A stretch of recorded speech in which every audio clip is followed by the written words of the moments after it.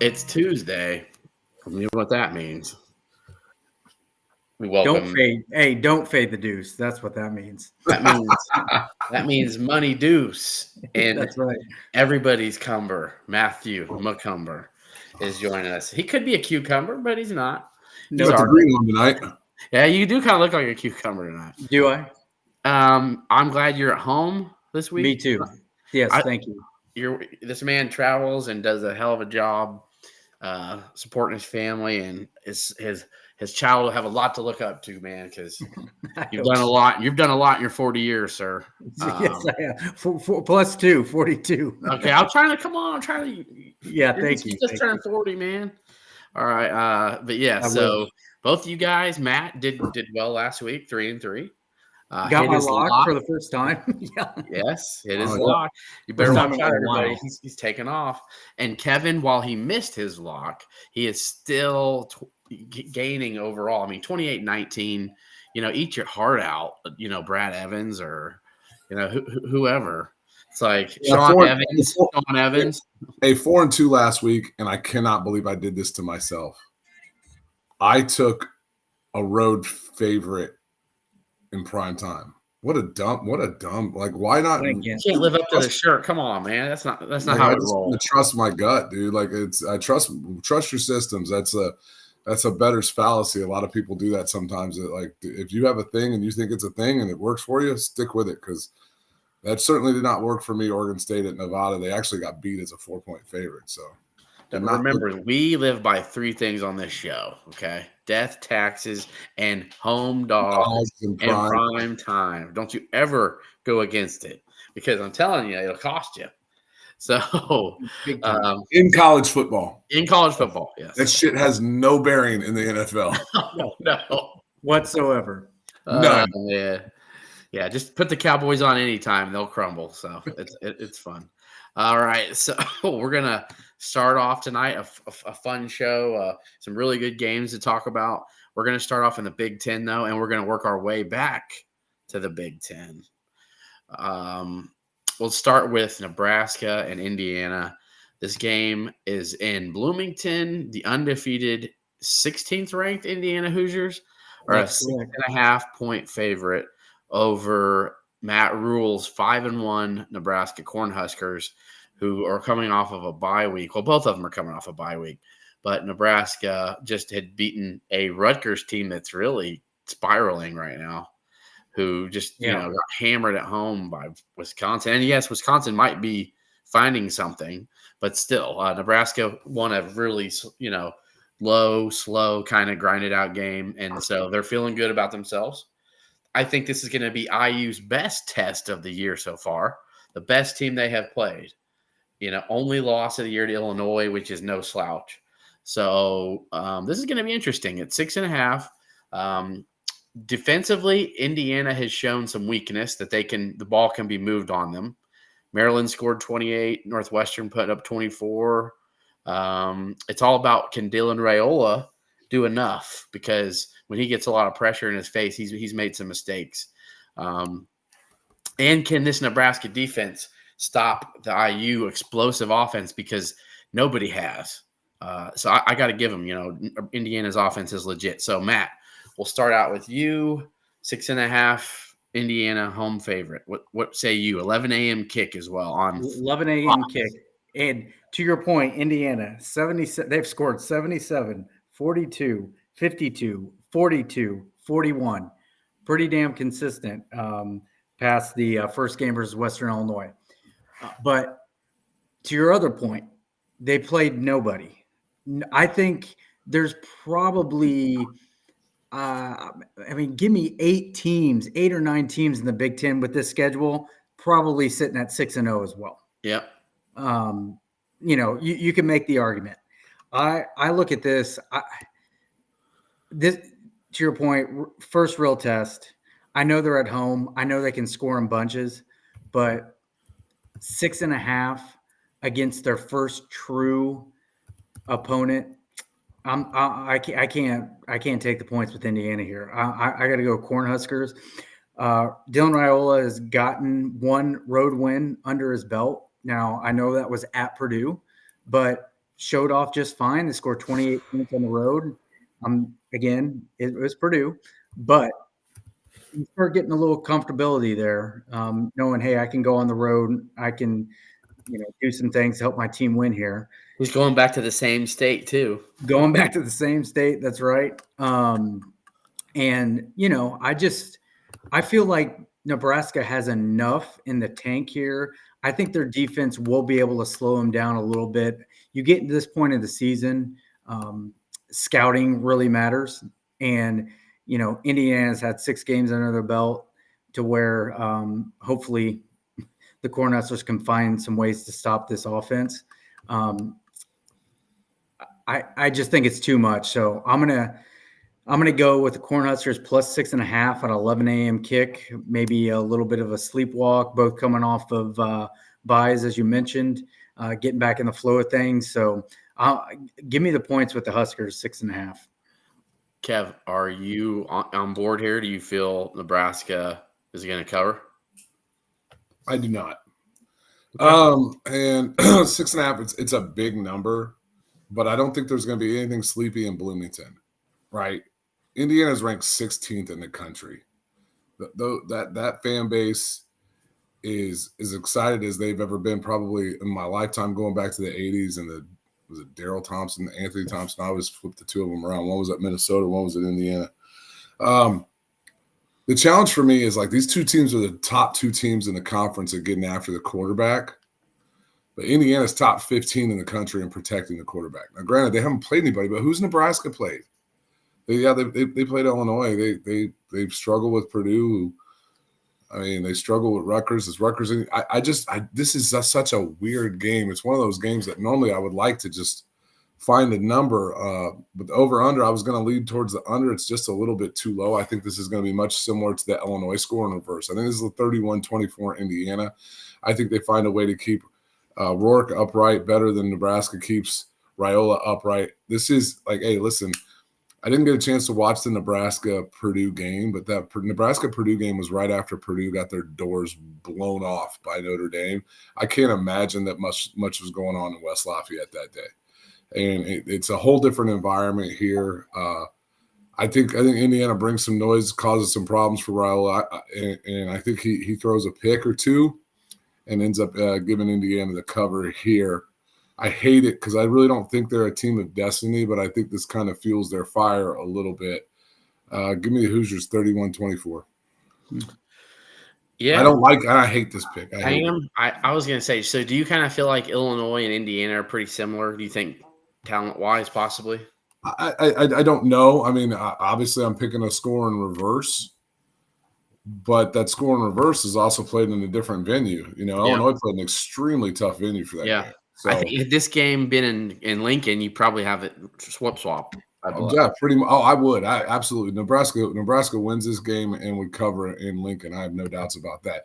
Has Indiana gone on the road and played anybody of note yet? Not of note. They went to UCLA early in the year. Yeah. And UCLA is turning into a little better team defensively, but man, they were just a disaster. That's pretty good stopping the run. So it's interesting for another game on the docket. Maybe look at UCLA Rutgers under. Matt, I'm going a half unit on this. You, sir? Yeah, I'm half unit myself. Okay. Let's move on here briefly to the ACC, where number 6 Miami heads to Louisville. 4.5-point favorite Miami, who has I think they should just buy scratch offs, everybody on the team, because I feel like they probably would make something out of it. 4.5-point favorite, as I mentioned. Louisville coming, they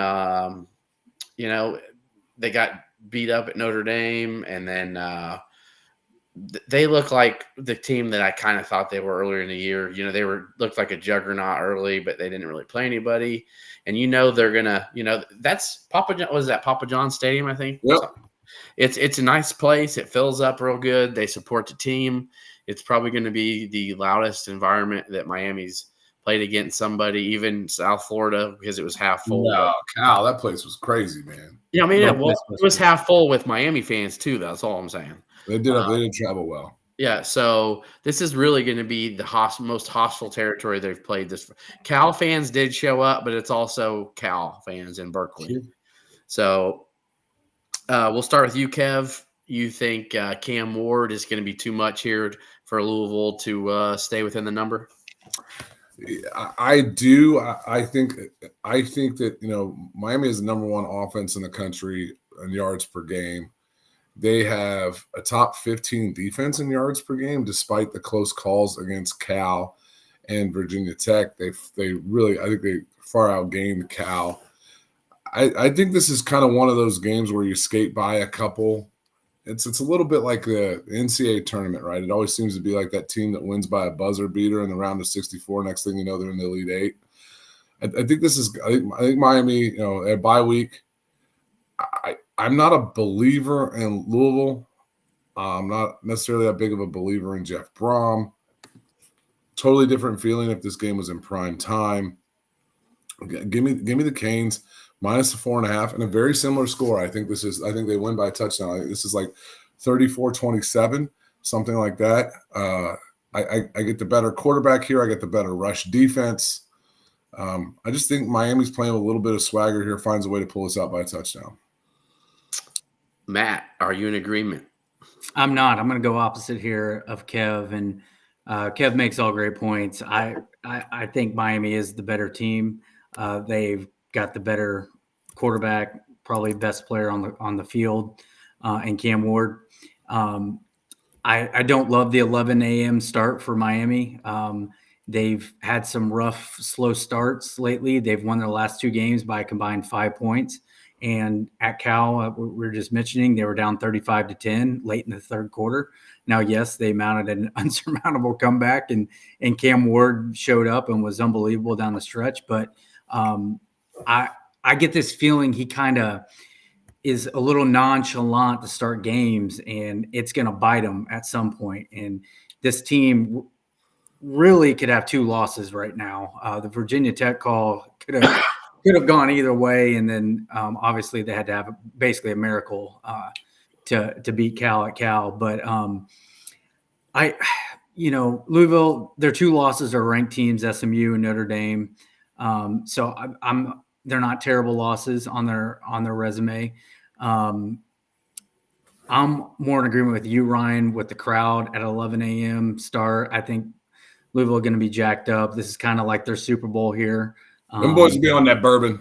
Yeah, exactly. And I think Louisville is going to start faster than Miami, and Miami is going to have to, maybe come back in the second quarter. And I'm not saying they're going to lose, but if you give me 4.5, I'm gonna take Louisville. I'm liking this to like 31-27, if Louisville could score enough. But yeah, I'm gonna go with the Cardinal here.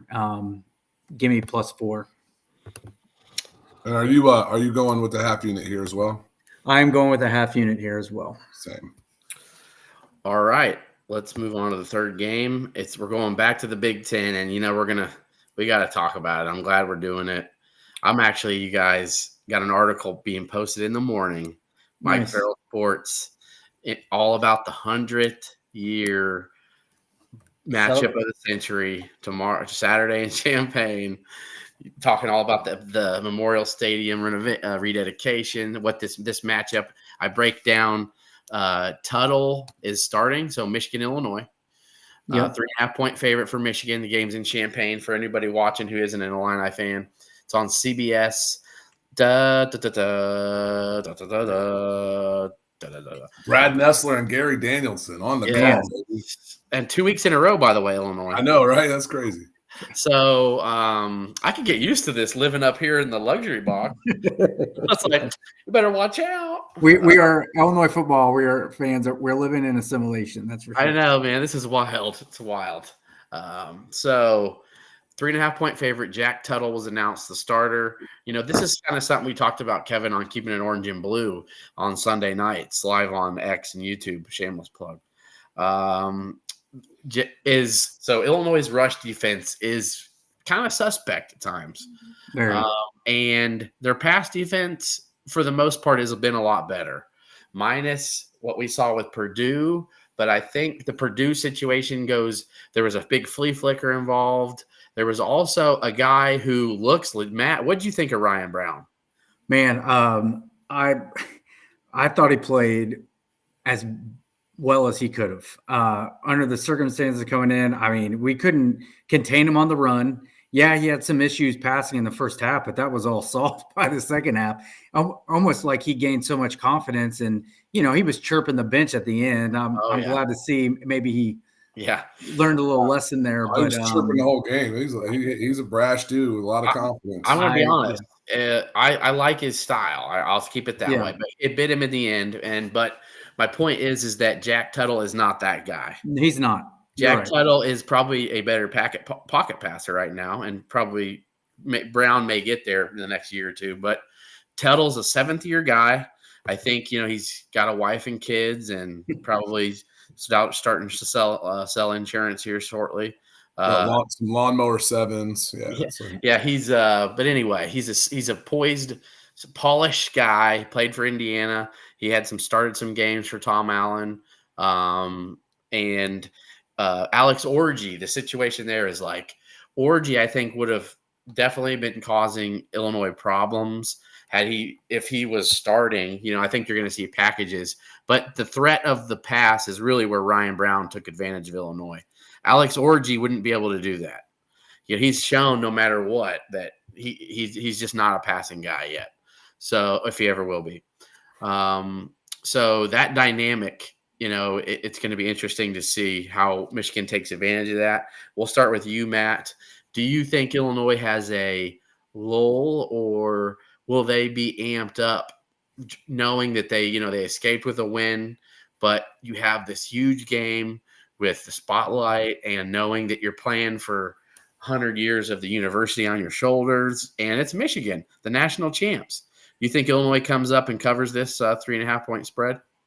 I do, and I'm not looking back. Amp City here. And I said it from day one when we had our week 0 show that the Illini were going to beat Michigan, and I'm not wavering from that. And that was when Michigan was in the top 10.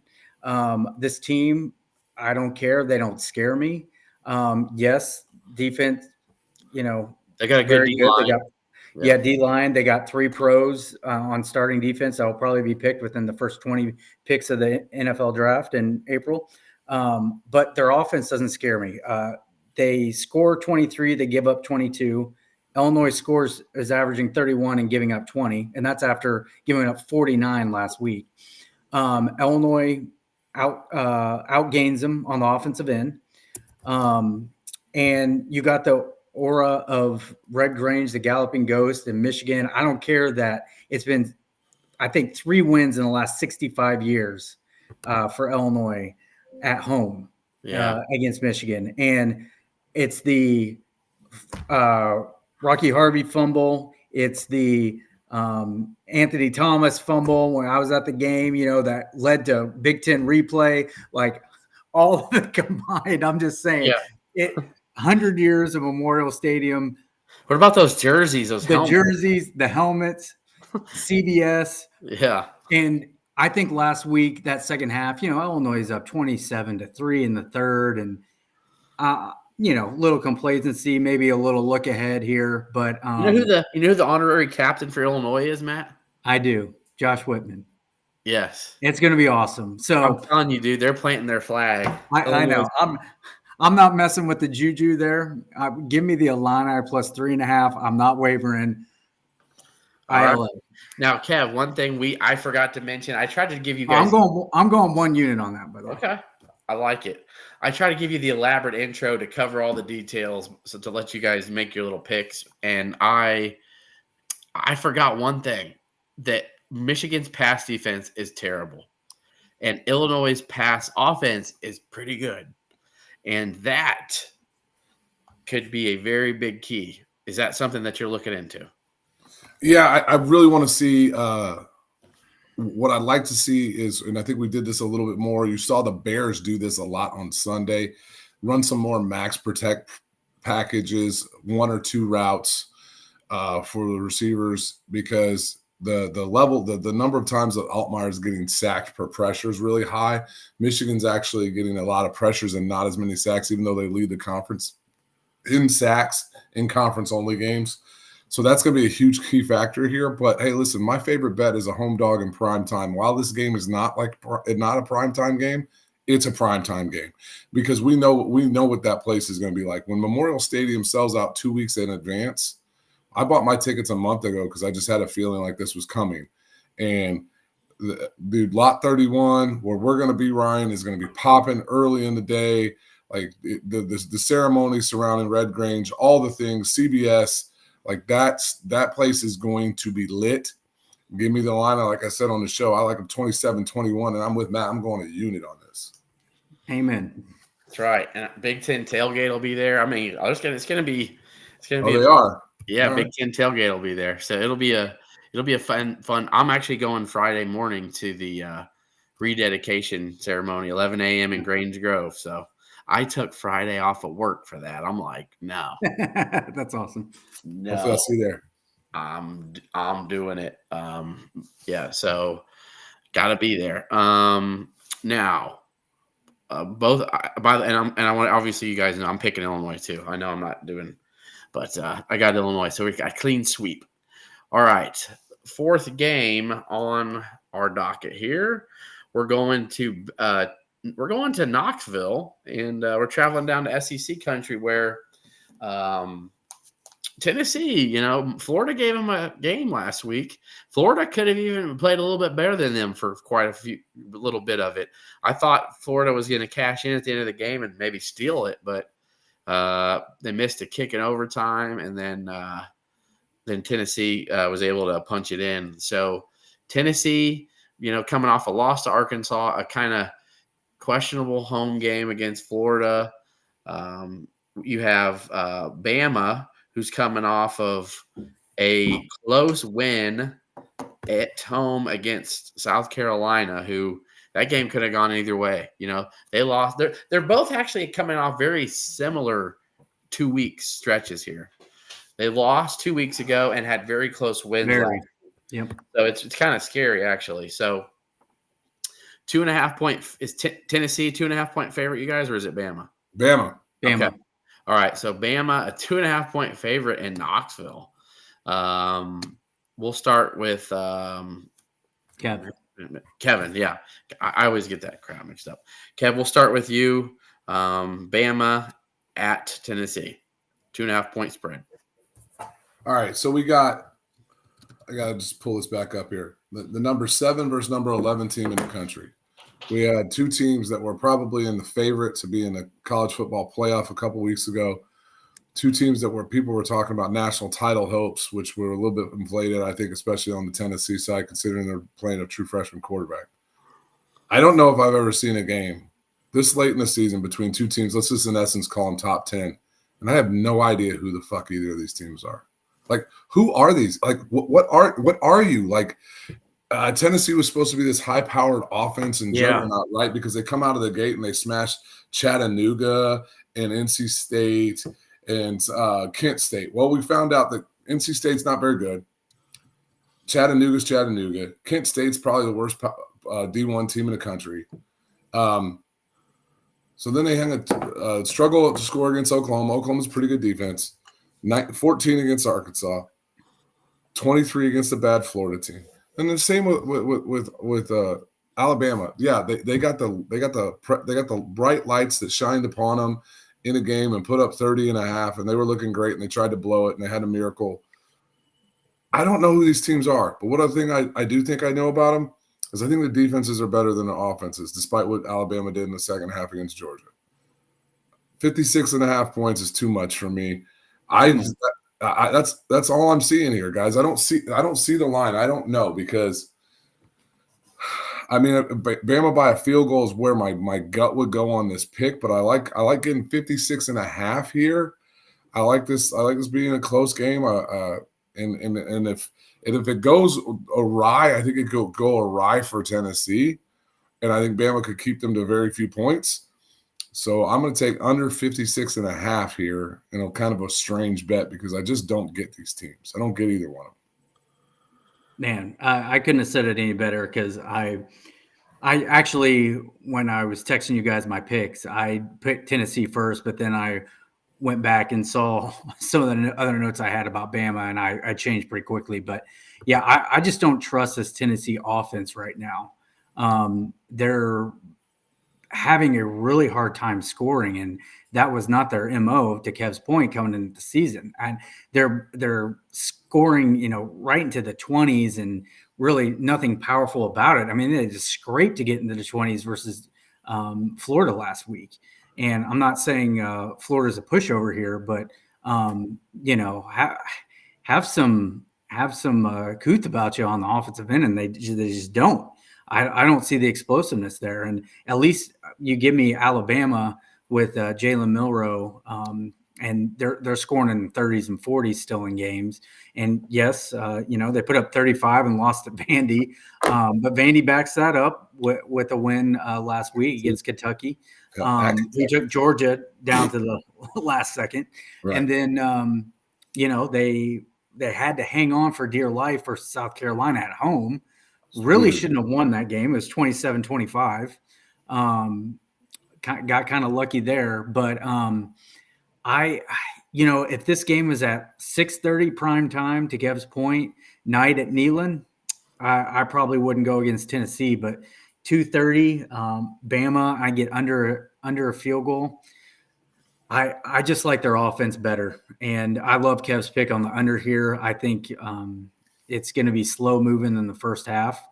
And I just don't see Tennessee scoring enough. So give me Roll Tide plus 2.5. I'm going to go 1 unit on this. I actually like hearing you talk, Matt. Might have a little fun with an SGP on this same game parlay and take Bama.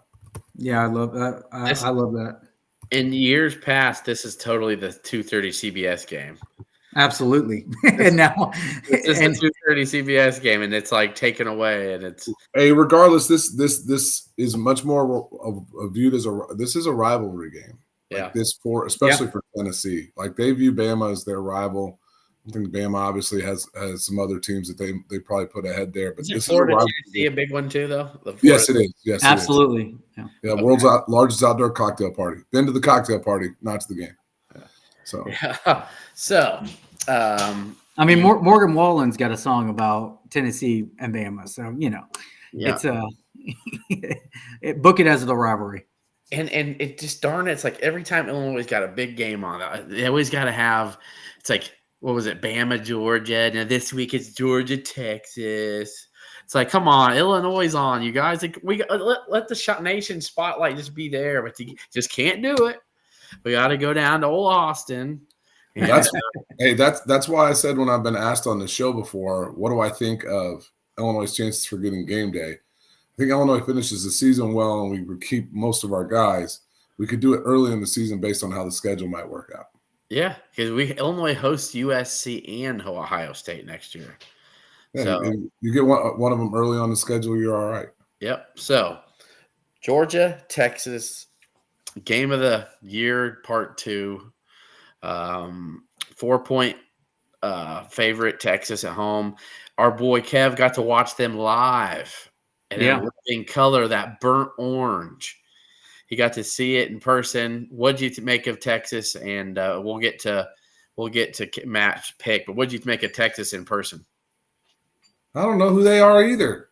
Yeah, they played an awful offense. I mean, Oklahoma's offense is terrible. Terrible. They're down their top 5 or 6 wide receivers. They are out 3 or 4 offensive linemen. But Oklahoma defense is really solid, and they held Texas at bay for a while, and they just wore them down. Didn't you tell me that you told a friend that you put Luke Altmaier and Pat Bryant and stuff on Oklahoma and watch out, right? Yeah, I mean, I was talking to a friend of mine about it today a little bit more in depth. Is coming into the season, they thought that this was one of the best wide receiver groups in the SEC, and they've just been riddled with injuries.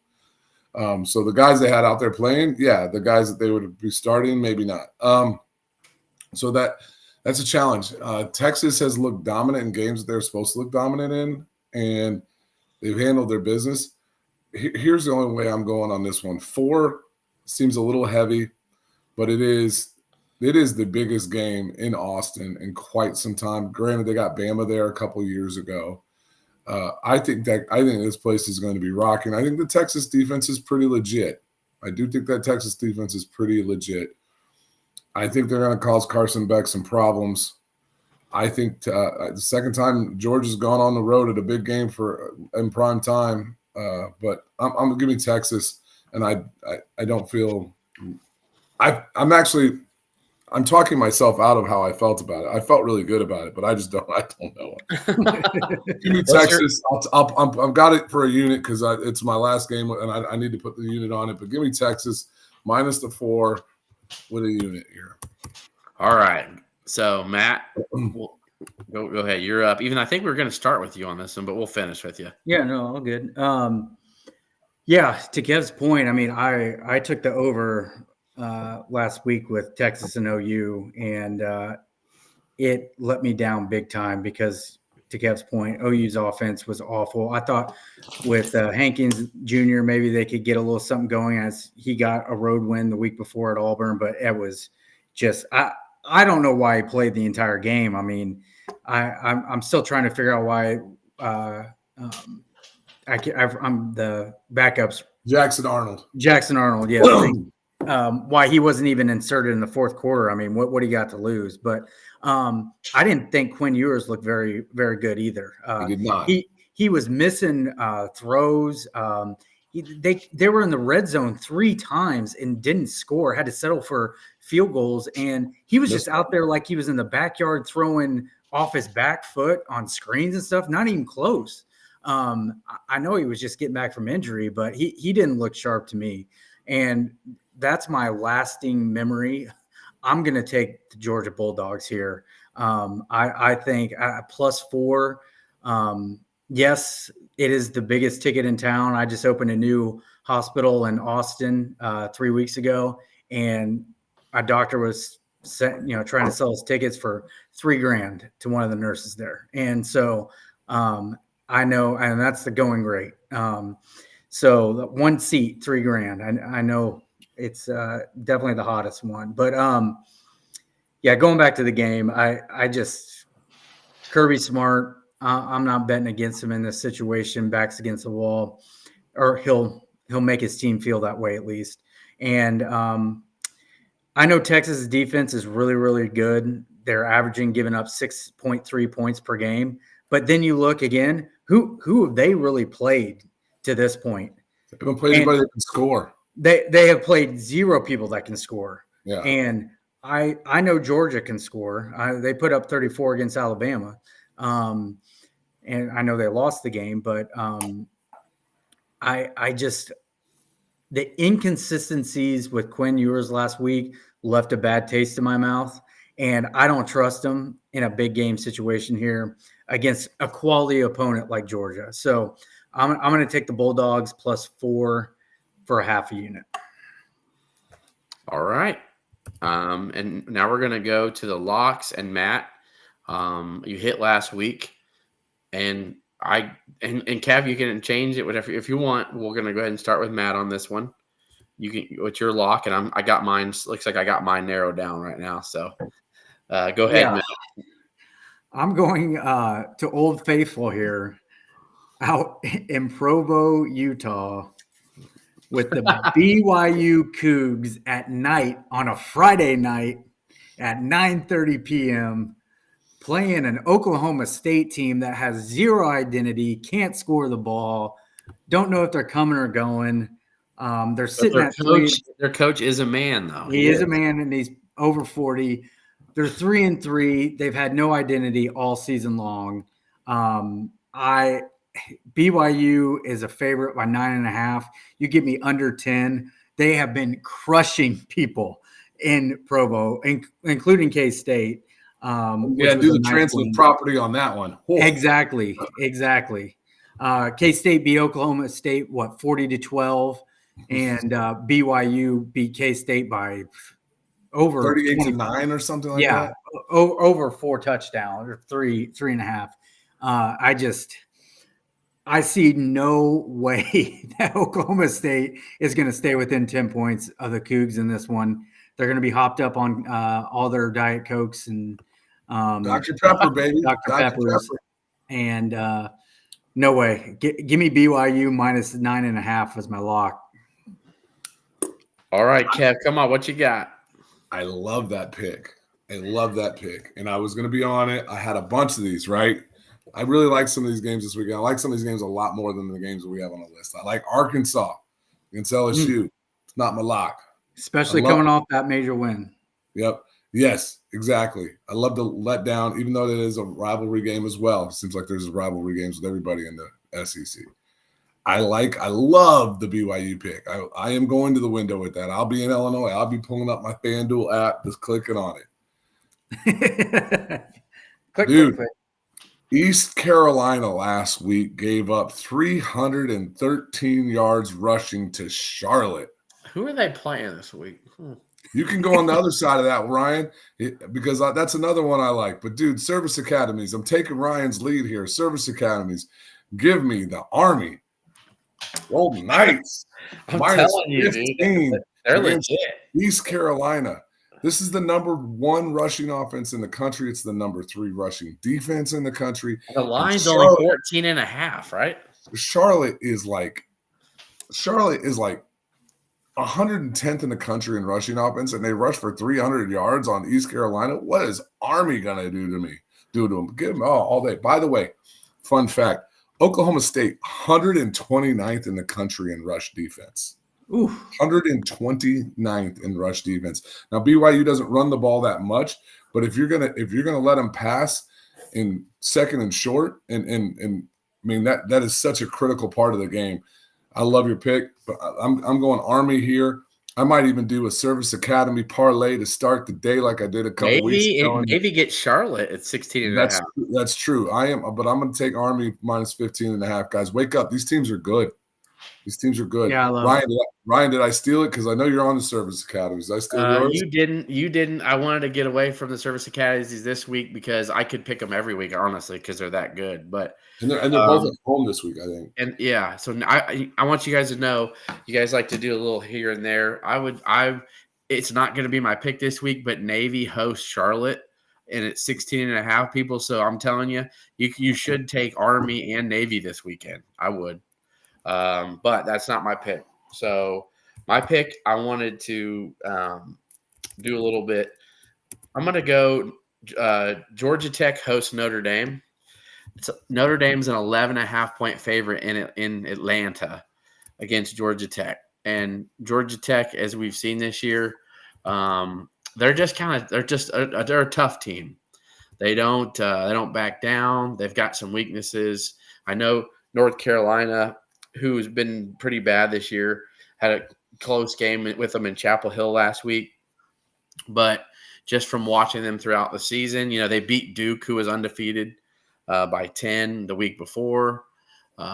This game is not in South Bend. I'm going to pick Georgia Tech to cover the 11.5 at home. I think Georgia Tech's got enough playmakers and players to keep it close, definitely within 10. So I'm picking Georgia Tech at home. 2:30 game. They'll be fired up. They'll be ready to go. Yeah, and I was going to say, I like their coach. He's going to have those boys ready. This is their shot to give themselves some more relevance to get back into a ranking. And, they're kind of like an afterthought after that big win against what they thought was a good Florida State team. Then they got caught up and lost a tough one at Syracuse in the Dome. And Syracuse has shown they're a pretty good team this year.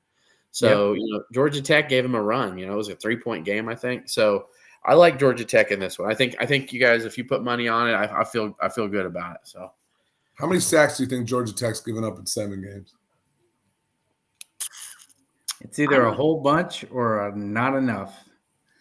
I know they gave up a few to Louisville. One cost them a touchdown. Oh, okay. Yeah. One sack all year given up by the Georgia Tech offensive line. That was the fumble against Louisville. Then I saw their only sack live.